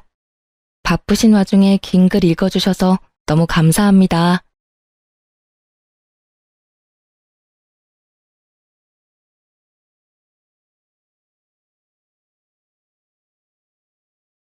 안녕하세요. 반갑습니다. 저는 패션에 관심이 아주 많은 곧 40을 앞두고 있는 여자입니다. 평범하던 저의 인생에 잠깐의 고비와 굴곡이 있었는데요. 지금부터 그 이야기를 적어볼까 합니다. 글솜씨가 좋지 않으니 감안해 주시면서 잘 들어주시길 바래요. 저는 앞서 말했듯이 패션에 관심이 많은 사람입니다. 학생 때부터 공부보다는 패션 잡지 보는 것을 더 좋아했고 동대문 이곳저곳을 다니면서 아이 쇼핑을 즐겨하는 아이였습니다. 저에게 즐거움이자 행복을 주는 취미 생활이었거든요. 그래서 다른 친구들은 대학교에 입학할 때 저는 동대문에서 아르바이트를 했습니다. 여러 가지 의류 아르바이트를 하면서 얻은 노하우로 어린 나이에 의류 사업을 시작했습니다. 나이도 어리고 모든 게 서툴렀던 첫 의류 사업은 많은 시행착오를 겪으면서 점차 자리를 잡았습니다. 지금은 꽤 잘 되는 편이라 온라인과 오프라인을 병행하며 운영 중이에요. 오프라인 매장은 2호점까지 확장한 상태입니다. 저의 본가는 수원인데 동대문이랑 접근성이 너무 떨어져서 동대문 근처 아파트에 집을 얻었어요. 남편은 2호점 매장 오픈할 때 인테리어 보조로 일했던 사람인데 그의 끈질긴 구애로 교제를 시작했습니다. 사람이 한결같고 성실한 것 같아 마음을 열게 되었죠. 어렸을 때부터 계속 일을 쉬지 않고 하다 보니 성실한 게 최고라는 걸 느꼈어요. 그렇게 저는 성실한 그와 결혼까지 하게 되었고 결혼 후 신혼집은 제가 원래 살던 곳에서 살기로 했어요. 가정 가구도 원래 쓰던 것들로 계속 쓰고 남편만 들어와 살기 시작했죠. 현재 제가 운영하는 매장 중 2호점 운영을 남편에게 맡겼습니다. 남편에게는 골칫덩어리 남동생이 한 명 있습니다. 겨우겨우 회사에 취업하면 오래 다녀야 6개월, 짧으면 2개월 정도 다녔죠. 도련님은 매번 자리를 잡지 못하고 일하는 날보다 쉬는 날이 더 많았습니다. 도련님은 한동안 띵까띵까 놀다가 취업을 했는데 취업한 회사가 신혼집 근처였어요. 처음에는 야근했다가 막차 끊겼다는 핑계로 신혼집에서 자는 날이 늘었어요. 아이고 형수님, 저 오늘도 신세져도 될까요? 회사가 가깝다 보니까 여기서 지내는 게 자꾸 편해지네요. 제가 오는 길에 치킨 사왔는데 맥주랑 같이 드실래요? 제가 또 왔냐는 표정으로 쳐다보면 능구렁이처럼 넘어가는 도련님 모습이 뻔뻔해서 기가 찼습니다. 친정 식구들이 자주 와도 불편한데 도련님의 잦은 방문은 반갑지 않았어요. 들어와. 형 집인데 뭘 그렇게 눈치를 보고 그래? 여보, 같이 맥주 한잔 하자. 이 집 치킨 맛있잖아. 하지만 더 기가 차는 상황은 자기 집도 아니면서 자기 집인 양 얘기하는 뻔뻔한 남편을 볼 때마다 우라가 치밀어 올랐죠. 도련님, 회사 야근 엄청 많네요. 그래도 이번 회사는 다닐만 한가 봐요. 그전에는 조금만 마음에 안 드는 부분 있으면 그만뒀잖아요. 이번 회사는 사람들도 그렇고 여러모로 마음에 들어서 열심히 다니려고요. 그래, 이 자식아. 너 이번엔 좀 오래 다녀봐라. 지금 회사에서 1년 이상 다니면 내가 너 100만 원 준다. 우와, 정말? 형, 그 말 무르게 없기다. 알았어. 내가 열심히 다니는 모습 보여주지. 그렇게 야근 및 새벽 출근 핑계로 자는 횟수가 늘어나면서 저희 신혼집에 도련님 짐이 점점 쌓이기 시작했어요. 저희의 취미방으로 쓰던 방은 온전히 도련님 방이 되어가고 있었죠. 어느 날 시모가 반찬 가져다 준다고 신혼집으로 온 날이었어요. 이거 우리 아들들이 좋아하는 장조림이랑 오이소박이 가져왔다. 다른 기본 반찬들도 챙겨왔으니까 애들 잘 좀 챙겨줘. 아, 예, 감사합니다. 아, 역시 우리 엄마 오이소박이는 진짜 최고야. 엄마, 우리 이거 인터넷에 팔까? 완전 대박 날 것 같은데. 남편은 옆에서 오이소박이를 한 입 베어 물으면서 해맑게 얘기하는데 꼴배기 싫었습니다. 그리고 반찬 가져다 주신 시모도 마음에 들지 않았어요. 마치 제가 시모 아들 둘을 맡아 키우고 있는 사람이 된 느낌을 지울 수가 없었습니다. 소파에 잠시 앉아서 쉬고 있는데 시모가 그러더군요. 아, 우리 둘째가 요즘 회사 마음 잡고 다니려는 것 같은데 집이랑 거리가 좀 있지 않니? 애가 자리 잡을 때까지 여기서 지내게 하면 안 될까? 여기랑 진짜 가까워서 출퇴근하기 딱 좋다고 하던데. 네? 저희 집에서요? 제가 놀라서 되묻자 남편은 긍정적으로 얘기하더라고요. 뭐, 지금도 거의 지내다시피 하는데 아예 같이 지내는 것도 나쁘지 않지. 저는 남편을 째려보면서 말했습니다. 어머님, 여기 신혼집이에요. 지금도 자주 오는 거 불편한데 계속 지내라뇨. 솔직히 지금도 불편한 상황 많은데 매일매일 지내면 저는요? 제 생각은 안 해주세요? 뭐가 불편해? 딴 방을 쓰는데. 어차피 걘 저녁에 와서 자고 일어나서 출근만 할 건데. 너 너무 예민하게 구는 거 아니니? 뭐 하루 종일 같이 있는 것도 아니고. 그래도 저는 싫어요. 저는 제 친정 식구들이 저희 집에서 지낸다고 해도 싫어요. 주변에 오피스텔 많으니 오피스텔 구해서 지내라고 하세요. 남자 혼자 살기에 좋은 오피스텔도 많이 있고 그렇게 비싸지도 않아요. 도련님도 형수랑 같이 있는 것보다 혼자 지내는 게 낫지 않겠어요? 너는 형수가 돼서 네가 먼저 집에서 지내라고 해도 모자를 파네. 어쩜 그렇게 매몰차니? 뭐 월세비가 없어서 여기서 지낸다고 하는 줄 알아? 아니, 가족끼리 좀 같이 지낼 수도 있지. 여보, 걔 아직 모은 돈도 없잖아. 아마 당장 보증금도 없을 텐데. 여기서 지내면서 돈 좀 모으고 나가라고 하면 되잖아. 여기 있으면 교통비도 많이 아낄 거고.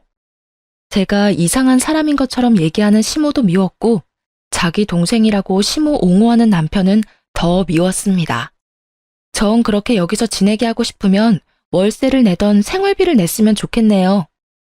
너는 무슨 가족끼리 그런 걸 받니? 쪼잔하게.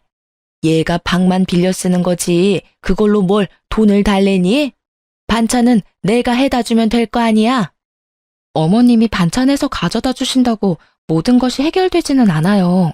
도련님이 지내는 동안 저희 부부가 취미로 쓰던 방은 쓸 수가 없을 테고 그리고 쌀도 어머님이 매달 사다 주실 거예요. 반찬 해주셔도 배달 시켜 먹을 때가 있을 거고 전기세, 수도세 이런 비용은 누가 내요? 그것까지 부담해야 하나요? 여보, 진짜 좀 그렇잖아. 동생한테 지내는 비용을 어떻게 달라고 해? 걔 빈털터리인 거 당신도 잘 알잖아. 왜 못해? 당신이 못하면 내가 하면 되지. 지금 월급 받으면서 회사 다니고 있는데 왜 빈털터리야? 쓸데없이 술값으로 쓰는 돈 조금 덜 쓰면 되는 거 아니야? 얘 좀 봐라. 진짜 너무 심보가 못된 것 아니니? 악착같이 돈 받아내려고 하네. 어머님, 아무리 가족이라도 저 도련님 불편해요. 저희 결혼한 지 1년도 안 되었어요. 저한테 도련님은 낯선 남자라고요. 낯선 남자랑 집에서 같이 지내라는 게 말이 돼요? 제가 어머님 딸이었어도 이런 상황 괜찮다고 하실 건가요? 눈 똑바로 뜨고 바락바락 소리 지르는 것 좀 보소. 내가 참 기가 막혀서. 예, 됐어. 더럽고 치사해서. 큰 며느리라고 아주 엄청난 애가 들어왔어 정말. 난 가야겠다. 시모는 씩씩거리며 나갔고 남편은 그 뒤를 쫓아나갔어요. 몇 분 뒤 남편이 들어오더니 너무한 거 아니냐고 하더라고요. 너무하긴 뭐가 너무해? 난 당신이 더 너무한 것 같아. 내 편을 들어주지 못할 망정. 내가 도련님 몇 번 오는 거 그냥 뒀더니 아주 집에 들이려고 해? 주변 사람들한테 한번 물어봐봐. 두 팔 벌려 환영할 사람 있는지 확인해 보라고. 걔가 계속 여기서 지내겠다는 것도 아니고 애가 돈 좀 모을 때까지 잠깐 지낸다는 거잖아. 그 몇 개월도 못 참아? 조금만 좀 배려해주면 안 돼? 잠깐? 그 잠깐이 어느 정도인데? 한 달? 세 달? 내가 봤을 땐 6개월이 넘고 1년이 넘어도 같이 지낼 것 같다고. 그리고 배려는 당신이 나한테 해줘야지. 해도 너무한 거야 이거는. 만약에 오래 있게 되면 내가 나가라고 하면 되잖아. 그렇게 되면 내가 나가라고 할게. 퍽이나 그러시겠다. 이렇게 계속 우리 집에 빌붙으려고 하면 야근할 때마다 와서 자는 것도 못 오게 할 거야. 알겠어? 신혼집이지만 솔직히 말해서 제 집인데 너무 짜증이 나고 화가 났습니다. 뭐 하나 보태준 것도 없는 시모, 남편이 당연하게 생각하는 것도 이해가 안 되었고요. 저만 이상한 사람이 된 것 같아 기분이 썩 좋지 않았어요. 시모는 그 뒤로 저를 볼 때마다 사람 기분 나쁘게 한 소리 하더라고요. 야박하고 못된 형수 왔네.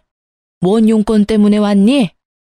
어머님, 아버님 드리려고 소고기 사온 며느리한테 계속 그러실 거예요? 내가 틀린 말 했니? 야박한 건 맞잖아. 도련님이라고 하나 있는 거 품어주지 못할 망정. 예. 야박하고 못된 며느리는 소고기 드렸으니 바로 사라지겠습니다. 한두 번 그러고 말겠거니 했지만 시모는 볼 때마다 심기를 건드렸고 더 이상 신경 안 쓰기로 했어요. 그러다가 저희 친정아빠가 퇴직하시게 되어서 퇴직 기념 가족 여행을 가기로 했죠. 여보, 우리 둘 다 가면 매장 관리하는 사람이 둘 다 빠지니까 나는 여기 남아서 매장 볼게. 당신은 장인 장모님이랑 편하게 여행 즐기다 와. 괜찮겠어? 그래도 모처럼 가는 해외여행인데. 괜찮아. 하루 이틀도 아니고 5일 이상 매장을 비워야 하는데 혹시라도 무슨 일 터지거나 하면 어떡해. 누군가는 있어야지. 그래서 자영업자가 힘든겨. 너가 그동안 고생 많이 했으니 이번 기회에 신나게 즐기다가 와. 남편한테는 조금 미안했지만 남한테 맡기는 것보다 남편한테 맡기는 것이 훨씬 낫기도 하고 마음도 한결 편할 것 같아서 그렇게 하기로 했습니다. 고마워. 대신에 내가 선물 좋은 걸로 사올게. 뭐 가지고 싶은 거 없어? 에이, 뭐 안 사와도 돼. 정 사오고 싶으면 너가 사고 싶은 걸로 아무거나 사와. 저는 그렇게 친정아빠 퇴직 기념 겸 가족 여행으로 5박 7일 동안 하와이를 다녀왔습니다. 남편이 같이 갔어도 즐거웠겠지만 정말 오랜만에 가족들 여행이라 더욱 뜻깊었어요. 그렇게 즐거운 가족 여행을 끝내고 주말 오전에 인천공항에 도착했습니다. 남편한테 연락할까 하다가 깜짝 등장해서 놀래줘야지 하는 마음으로 집으로 갔어요. 집에 도착한 시간이 점심 전이어서 근처 맛집에서 맛있는 순댓국을 포장해서 집에 갔습니다. 현관문을 열었는데 저는 입이 딱 벌어지고 말았습니다. 집안이 완전 개판이었어요. 남편, 도련님, 그리고 모르는 사람들이 거실과 방에 널브러져 있었습니다. 언제까지 마셨는지 제가 문을 열고 들어왔는데도 다들 인사불성이었고요. 모르는 사람들 중에는 어린 여자들도 있었습니다. 여자 한 명은 아예 제 남편 팔을 부둥켜 안고 자고 있더라고요. 뒷목이 뻐근하고 머리가 띵했어요. 누군가 머리를 망치로 쾅 하고 내리친 느낌이었죠. 너무 황당해서 말도 안 나왔습니다. 저는 일단 이 난장판 상황을 핸드폰으로 찍었고 동영상으로도 찍어놨죠. 일단 캐리어랑 짐들을 창고에 넣어놓고 휴대폰 알람음을 크게 틀며 깨웠습니다. 당장 일어나? 뭐 하는 짓이야? 여보, 왜 지금 왔어? 내일 오는 거 아니었어? 제가 한국 오는 날짜를 그 다음 날로 알았던 남편은 도련님과 사람들을 불러서 파티를 열고 난리가 났던 것이었습니다. 그날만 그랬는지 제가 여행 간 내내 그랬는지는 알 수는 없지만요. 남편은 술이 안 깨었는지 상황 파악이 안 되는 것 같아서 소리 질렀습니다. 장난하냐고. 지금 집안이 이게 무슨 꼴이야? 당신 유부남이야. 지금 여자들까지 집안에 들이고 당신 미쳤어? 여보. 이게 어찌된 일이냐면 이게 어디서부터 얘기해야지? 횡설수설하는 남편이 그제서야 팔을 붙잡고 자던 여자애를 떼어내더라고요. 화가 주체되지 않을 것 같아서 심호흡을 하고 남편한테 얘기했습니다. 지금 이게 뭐 하는 짓이야? 옆에 여자까지 끼고 잠을 자? 야, 너 유부남이야. 알면서도 이래? 지금 나 없는 동안 신혼집에서 아주 난리가 났네. 나 지금 당신 뺨을 100대 넘게 때리고 싶은데 참는 거야. 당장 내보내. 당장. 저의 불호령에 남편은 서둘러서 자고 있는 사람들을 깨웠고 자고 있던 사람들은 제가 집에 있는 걸 알고는 놀래서 후다닥 도망쳤습니다. 도련님은 아주 해피한 시간을 보냈는지 끝까지 정신 못 차리고 있더라고요.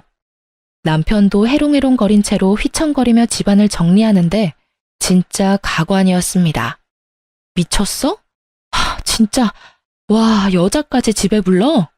아니, 영훈이 친구인데 그냥 나도 껴서 논 거야. 이게, 내가 지금 잠이 깨서 조금 정신이 없는데. 도련님 친구랑 같이 껴서 놀았어? 그것도 우리 신혼집에서? 제정신이야? 이러려고 나 혼자 여행 보냈구나? 아주 살판 났겠어. 내가 집에 없는 동안 여자들이랑 놀아나느라 재미 좋았겠어. 아니야, 미안해. 잘못했어. 아까 걔네들은 영훈이랑 친한 여자애들인데, 그리고 나는 그냥 같이 술만 마신 거지. 내가 이러려고 여보만 보낸 건 아니고. 남편은 저한테 해명 아닌 해명하다가 숙취가 올라왔는지 토하러 화장실에 가더라고요. 피가 거꾸로 솟는 느낌이라는 말이 괜히 나온 게 아니구나를 느꼈습니다. 저는 계속 정신 못 차리는 도련님을 깨웠습니다. 도련님 정신 차리세요. 얼마나 마셨길래 이 난리가 났는데 안 일어나는 거야? 여보세요. 지금 상황 파악 안 돼요? 형수님, 웰컴. 언제 오셨어요? 재미있었어요. 제 선물 사왔어요? 선물 같은 소리 하고 있네. 당장 나가지 못해요? 진짜 내가 기가 막혀서 말이 안 나온다. 아주 즐거운 파티를 했나 봐요. 에? 형수님, 저 나가요? 왜요? 저 해장해야 하는데. 해장국 먹으러 갈래요? 상황 파악을 못한 듯 헛소리만 하는 도련님을 보니 뒷목이 뻐근했죠.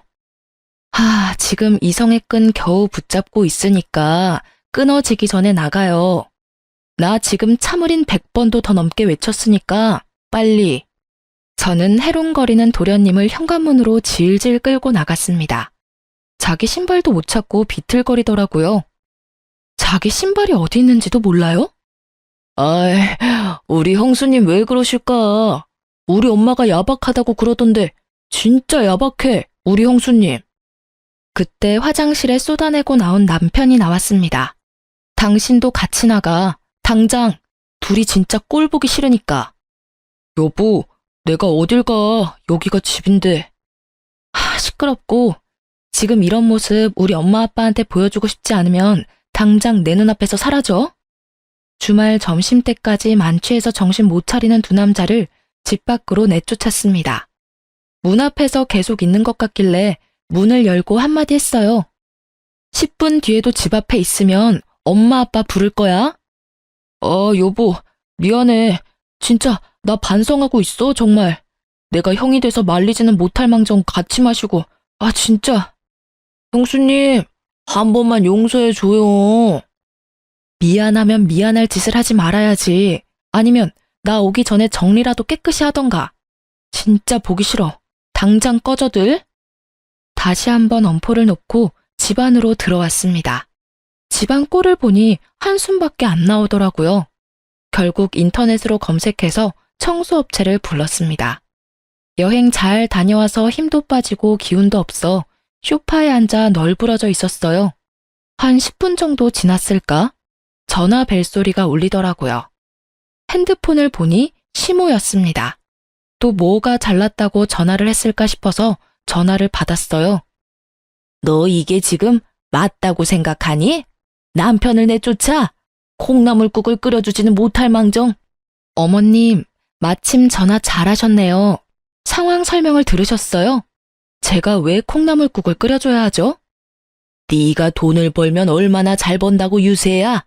네가 돈 좀 있다고 우리 집 아들들이 우습게 보여? 네가 재벌 2세야? 네가 삼성 회장 딸이야? 왜 갑질이야? 네가 뭔데?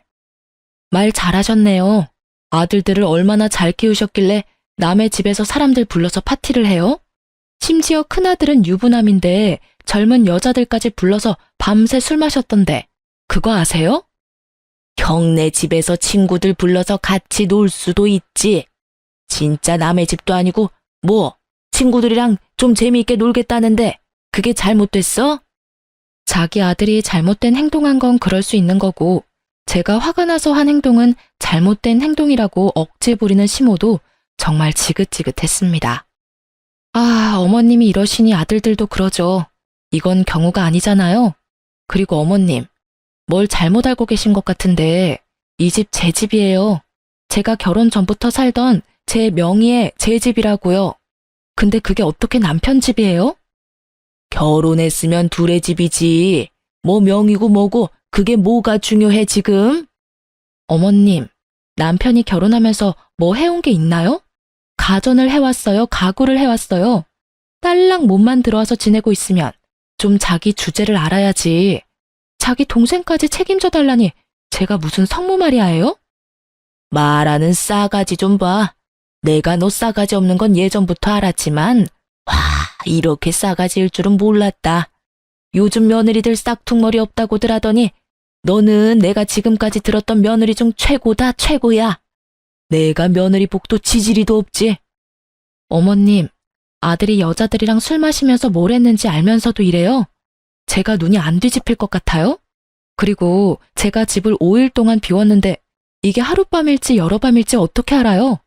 팔 붙잡고 둘이 자고 있는 모습 들킨 건 아세요? 이거 엄연히 외도예요, 어머니. 저 없는 동안 여자들 불러서 무슨 짓을 했을지 어떻게 알아요? 아유, 네가 그렇게 빡빡하게 구니까 눈이 밖으로 도는 거지. 여자가 여자다워야지. 돈 좀 있다고 아주 유세나 부리고 갑질이나 하고 말이야. 내가 봐도 질리는데 남자는 오죽하겠니? 내가 남자여도 다른 여자들이 눈에 들어오겠어. 지금 저한테 말실수하신 거예요. 어머님, 저 더 이상 이렇게 못 살아요. 어머님 포함해서 어머님 아들 둘, 내 집에 발들이 생각하지 마세요. 저 이제 그 집안이랑 연 모두 끊겠습니다. 여자 불러서 술 마신 것도 모두 내 탓이라고 하는 시모랑은 더 이상 말하고 싶지 않았습니다. 대체 여자다운 건 뭐죠? 남편 역시 남자다움이랑은 거리가 먼데 왜 저만 탓하는지. 시부한테도 핸드폰으로 오전에 찍은 사진과 영상들을 보냈죠. 저 이런 사람과는 못 살겠다는 문자와 함께 보냈어요. 그리고 남편한테 전화해서 말했어요. 당신이랑은 이제 끝이야. 알았어? 아니 무슨 마마보이야? 당신도 그렇고 도련님도 그렇고 무슨 일만 있으면 쪼르르 엄마한테 이러나 봐. 그리고 이른다고 전화해서 대신 화를 내는 어머님도 대단하시다. 왜? 엄마가 또 뭐라고 했어? 뭐라고 하셨는데? 당신이 뭐라고 말했길래 무조건 다 내 탓이래? 말이 돼? 잘못은 당신이 했는데 왜 내 탓이야? 나까지 집에 오니까 엄마가 화가 좀 나셨나 봐. 그러실 수 있잖아, 옛날 사람인데. 그런 건 네가 이해해줘. 화가 좀 나셨어? 당신, 나는 화가 좀 난 정도가 아니야. 미쳐버릴 것 같아. 이해? 이해가 되는 행동을 하셔야 이해를 하지. 왜 맨날 나만 이해해야 하는데? 어머님이 날 이해하신 적은 없으면서 왜 나한테만 바래? 그래서 내가 계속 미안하다고 했잖아. 내가 못나서 그런 거라고. 나 진짜 반성하고 있어. 너가 그렇게까지 화내는 거 이해해. 아니, 화낼 수밖에 없지. 당연한 거야. 남편은 미안하단 말이면 다 괜찮아진다고 생각했었나 봐요. 그저 영혼 없이 미안하단 말로 무마시키려고 하는 남편한테 단단히 얘기했습니다. 아, 듣기 싫다. 아무튼 우린 끝이야. 우리 집에 올 생각은 하지도 말고. 그게 무슨 말이야? 무슨 말이냐니. 우리 결혼 생활 끝이라고. 아니, 내가 미안하다고 했잖아. 너 화 풀릴 때까지 내가 기다린다고. 지금 그게 미안한 사람 태도야? 기가 막혀서. 어차피 혼인신고도 안 했으니 그냥 오늘부터 남 하자. 기다리긴 뭘 기다려? 이제 남인데. 혼인신고 안 했길 망정이지. 괜히 귀찮아질 뻔했어. 너 지금 그 말 진심이야? 아무리 화가 나도 해야 할 말 안 해야 할 말이 있지. 이혼이 쉬워? 진심이야. 아까부터 얘기했잖아. 대체 뭘 듣고 있었어? 그리고 우리는 굳이 이혼할 필요도 없잖아. 그냥 여기서 끝내. 알았어? 남편과 결혼할 때 따로 대출 같은 건 필요하지 않았고 혼인신고는 아기가 생기면 할 생각으로 안 했었거든요. 그게 이제와 생각하면 어찌나 잘한 일인지 몰라요. 나 할 말 전했으니까 끊는다. 짐은 퀵으로 보낼 테니 그렇게 하라. 남편과 전화를 끊고 저는 퀵서비스 센터에 전화했습니다. 집에 있는 큰 박스에 남편과 도련님 짐을 대충 넣어서 퀵으로 보냈어요. 제가 진짜 짐을 보낼지 몰랐었던 남편은 그제서야 집으로 와서 잘못했다고 싹싹 빌었습니다. 진짜 우리 이렇게 끝인 거야? 내가 잘못했어. 미안해. 내가 생각이 너무 짧았어. 용서해줘. 다시는 안 그럴게. 미안해. 아까는 나도 모르게 욱한 것 같은데 마음 상했다면 풀어라. 응? 용서 구해야 할 짓인 거 알면서 왜 그랬어? 반대로 내가 당신 집에 없을 때 어린 남자들 불러서 술판 벌이면 어떨 것 같아? 말이 된다고 생각해? 우리 혼인신고는 안 했지만 부부라는 이름으로 살고 있었잖아. 당신 유부남이라고. 내가 진짜 바보 같았다. 영훈이가 친구들이랑 술파티 하기로 했다길래 정말 저녁에 잠깐만 놀자 하고 허락한 건데 이렇게까지 될 줄 몰랐어. 내가 그 말을 어떻게 믿어? 내가 믿을 거라고 생각해? 당신은 이미 신뢰를 잃었어. 지금 신용 나한테 바닥이야. 그리고 술파티를 왜 남의 신혼집에서 하냐고. 같이 논 그 사람들도 내가 보기엔 제정신이 아니야. 미안해. 뭐라고 해도 미안해. 내가 진짜 납작 엎드려서 살게. 응? 미안해. 용서해 주라. 진짜 네가 내 말 듣기 싫다고 하면 말도 안 할게. 옆에서 조용히만 있을게. 그냥 너 필요한 거 있으면 옆에서 도와주기만 할게. 됐어. 아무것도 필요 없어. 솔직히 당신 성실하면 그것 때문에 결혼까지 했는데 다 부질없다. 이제 와서? 제가 나가라고 해도 도저히 말을 안 듣길래 친오빠한테 SOS를 쳤습니다. 친오빠가 사정을 듣고는 남편을 끌고 1층으로 가서 내쫓았습니다. 솔직히 연애할 때도 결혼한다 했을 때도 동생 돈만 보고 오는 것 같아서 마음에 안 들었는데 역시 나였네. 그때 말렸어야 했는데 뭣도 없는 남자한테 집 주고 매장 맡기고 하니까 사람이 우습게 보여? 네, 형. 제가 진짜 앞으로 딴 생각 딴짓 안 하고 열심히 살게요. 이미 딴짓 다 해놓고 이제부터 안 하겠다고 하면 누가 믿어? 우리가 바보인 줄 아는 거야? 다신 내 동생 앞에 찾아오지 마. 그땐 그냥 이렇게 말로만 끝나지 않을 거니까. 그렇게 한바탕 난리가 났지만 쉴 틈도 없이 매장 관리를 하러 나가야 했습니다. 여행으로 자리도 며칠 비웠고 남편이 또 어떻게 일처리를 했는지 확인도 해야 했죠. 육체적, 정신적으로 너무 힘들었지만 매장으로 출근을 했는데 매장도 난리가 난 것 아니겠어요? 사장님, 잘 다녀오셨어요? 사장님 안 계시는 동안 매장 난리 났었어요. 어? 그게 무슨 소리야? 제가 매장에 들어가자마자 직원 하나가 울먹거리며 얘기하더라고요. 여행 가신 동안 2호점 사장님 동생이라는 분이 여자분 데리고 와서 옷 골라가게 하고 난리도 아니었어요. 뭐? 도련님이 여기로 왔었어? 여자 데리고? 네, 제가 사장님 자리 비워서 곤란하다고 계속 얘기했는데도 자기가 다 처리할 거라며 신경 쓰지 말라고 자기 마음대로 막. 미쳤어 진짜. 언제 왔었어? 화요일하고 수요일에 2번 왔었고요. 얘기 들어보니까 2호점에도 갔었다고 하더라고요. 아, 진짜 골 때린다. 몇 시쯤인지 대충 기억나?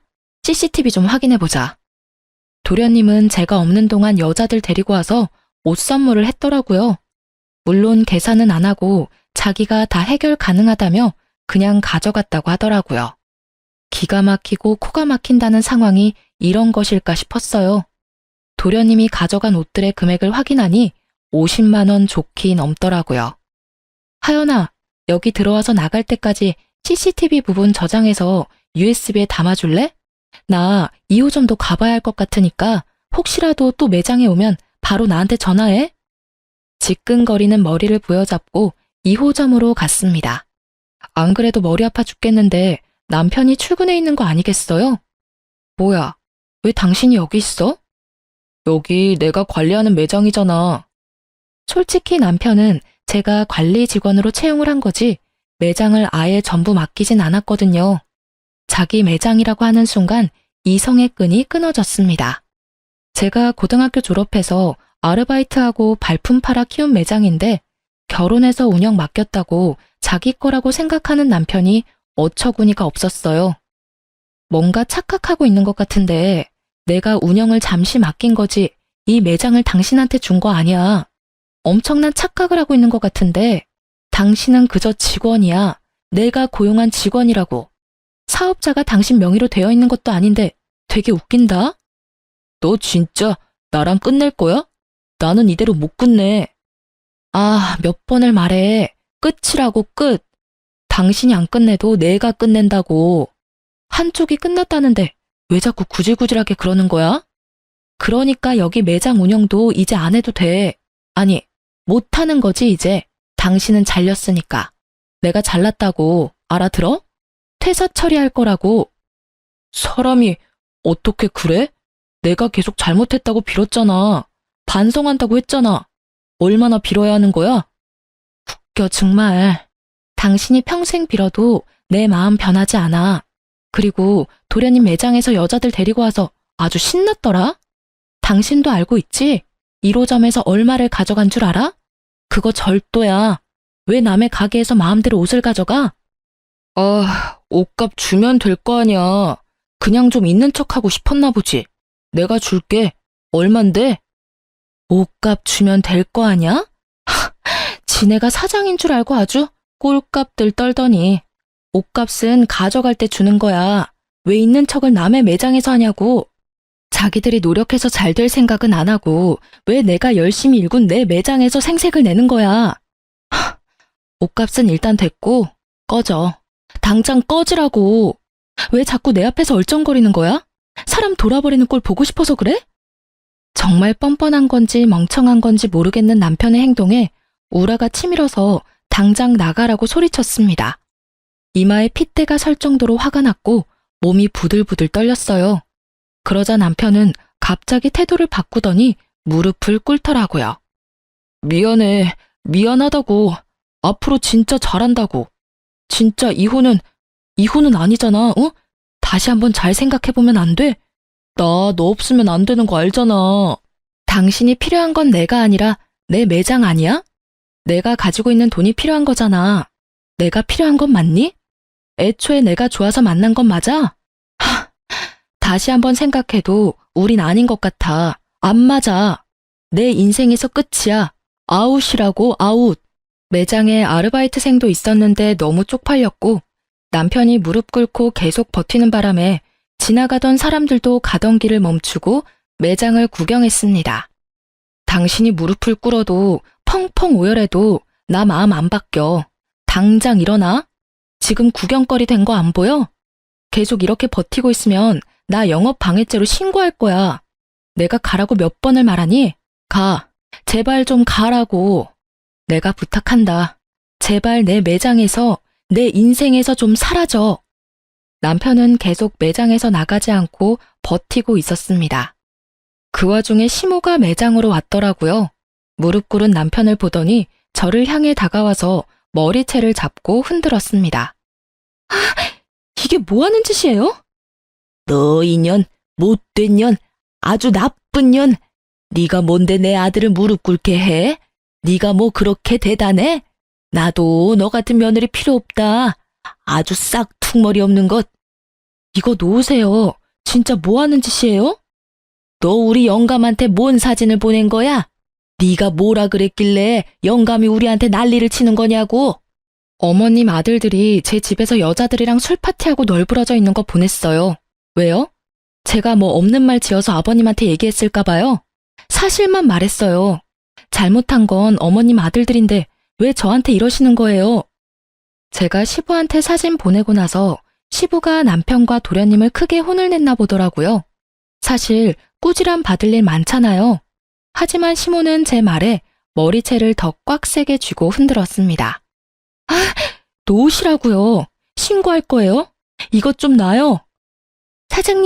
사장님 괜찮으세요? 아주머니, 이거 놓으세요. 내가 왜? 못 놔. 네 머리털 다 빠질 때까지 잡고 있을 거야. 내가 너 벼르고 있었어. 머리채 잡혀서 여기저기 끌려다니다가 매장 아르바이트생이 와서 겨우 시모를 떼어주었습니다. 진짜 쥐구멍이라도 숨고 싶더라고요. 남편은 그 난리통에 시모가 괜찮은지 쪼르르 달려가서 챙겨주더라고요. 솔직히 머리채 잡힌 건 난데 왜 지 엄마를 걱정하는지 짜증이 났고요. 정말 그 집 식구들은 대체 왜 그러는 거예요? 못 배웠어요? 둘째 아들은 남의 매장 와서 옷을 훔쳐가질 않나. 그 잘난 첫째 아들은 지 매장도 아니면서 자기 매장이라고 우기질 않나. 그 엄마라는 분은 와서 밑도 끝도 없이 머리채를 잡지 않나. 진짜 뭐 이런 경우 없는. 뭐? 이년아, 할 말 다 했어? 머리채 더 뜯기고 싶어? 아니요, 아직 못했어요. 더 해드릴까요? 여기 사람들 있는데 집안 망신 당하고 싶으세요? 뭐 잘났다고 이러시는 거예요? 길가에 가는 사람들 붙잡고 물어보세요. 머리채를 잡혀야 하는 건 제가 아니라 어머님 아들이라고요. 제 말을 듣고 난 뒤 시모는 갑자기 눈을 부라리면서 저를 째려보더니 디피되어 있는 옷들을 다 집어던지고 마네킹을 넘어뜨렸습니다. 담이야, 지금 당장 112에 전화해. 지금 어떤 미친 아줌마가 와서 영업 방해하고 있다고 빨리 와달라고 얘기해. 어린 아르바이트생은 그 상황이 무서웠는지 울먹이면서 112에 신고를 했습니다. 어린 친구한테 너무 못 보일 꼴을 보이고 겁먹을 상황에 가치 있게 해서 너무 미안했죠. 뭐? 미친 아줌마? 이게 미친 게 뭔지 보여줘? 시모는 또 제 머리채를 잡고 흔들기 시작했어요. 저희 매장 주위로는 사람들이 더 많이 몰려들었고 남편은 꽂아놓은 보릿자루처럼 가만히 있더라고요. 시모를 말리지도 않고 멀뚱멀뚱 쳐다보는데 진짜 얄밉고 원망스러웠어요. 이런 상황에서도 나를 보호하지 않으면서 앞으로 잘하겠다고 하니 그게 믿음직스럽겠어요? 5분 만에 경찰들이 왔습니다. 경찰들이 오니 남편도 그제서야 상황 정리를 하기 시작했고 시모도 정신이 번쩍 들었는지 가만히 서 있더라고요. 저는 찾아온 경찰들한테 말했습니다. 여기 있는 두 분 영업 방해죄로 신고하고 싶습니다. 경찰관님, 여기 매장 엉망으로 된 거 보이시죠? 아, 그리고 이 집 둘째 아들이 제 매장에서 옷도 가져갔거든요. 절도죄 추가로 해서 이 집안 사람들 신고하고 싶어요. 말씀드린 모든 내용 CCTV에 있으니까 증거로 제출할게요. 일단 세 분 서로 가서 말씀하시죠. 저는 시모의 남편과 함께 경찰서로 갔습니다. 가는 길에 친오빠에게 전화해서 경찰서로 불렀어요. 저는 제가 가지고 있는 증거들을 토대로 고소장을 접수했습니다. 도련님의 절도 건의 경우 초범이라서 벌금형 정도였고 굳이 합의할 필요는 없어서 합의는 안 했습니다. 시모의 영업 방해죄는 5년 이하의 징역형이나 1,500만 원 정도의 벌금형이 처해진다고 하더라고요. 시모가 징역살이를 하던 벌금을 물던 관심이 없었고 역시나 합의는 안 해줬습니다. 진짜 합의 안 해줄 거야? 우리 엄마 징역살이 하게 할 거냐고. 합의? 징역 싫으면 벌금을 내던가. 그리고 벌금형 1,500만 원 정도밖에 안 된다며? 합의 바라면 난 5천만 원 부를 건데? 해줄 거야?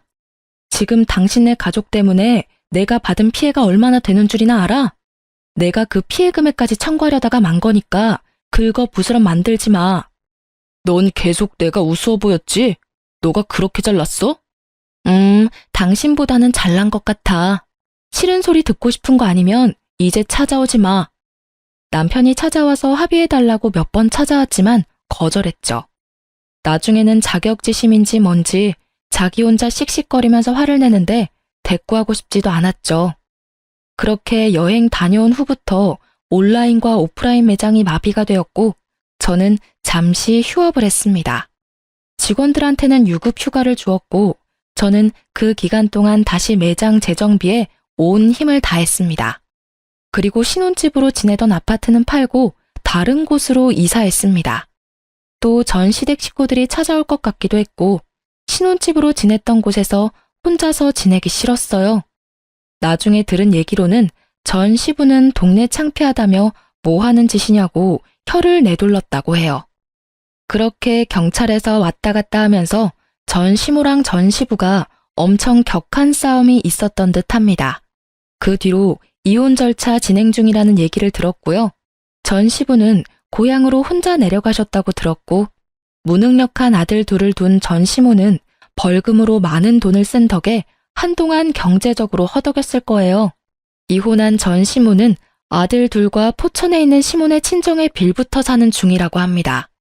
근처 출근 부업하는 곳에서 일하는 것 같더라고요. 전 도련님은 열심히 다닌다는 회사 또 때려쳐서 띵까띵까 놀고 있고, 전 남편도 제 일터에서 잘린 뒤로 여기저기 일을 구하러 다니는 것 같던데, 경력이 없는 나이만 찬 남자를 누가 쓰겠어요? 전 남편 역시 물경력이었거든요. 저는 매장 재정비가 끝난 뒤에 다시 영업 재개해서 잘 지내고 있어요. 그래도 꽤 오랜 단골들이 많은 편이라 제 영업 후에도 전처럼 잘 팔렸습니다. 손님들과 전 시댁 식구들 얘기하면서 농담 따먹기도 하고요. 남편 복은 없었지만 직원 복은 있어서 지금까지 다들 열심히 잘해주고 따라주고 있습니다. 내년 중순쯤에 3호점 오픈까지 생각하고 있어요. 그리고 저는 현재 근처에 카페 운영하시는 사장님과 뜨거운 연애 중입니다. 제가 돌싱인 것도 알고 매장에서 난리가 난 것도 알고 있어요. 전 시댁에서 연 끊고 한창 정신없이 지내면서 힘들 때 옆에서 많이 위로해줬거든요. 재혼 생각은 아직까지는 없지만 지금 너무 행복하네요. 비가 오고 날씨가 확 추워져서 매우 춥네요. 감기 조심하시고요. 혹시 사연 듣는 분들 중 저의 매장 고객분들도 계시다면 듣고 나서 저한테 얘기해 주세요. 저의 사연을 들어주셔서 감사합니다. 안녕히 계세요.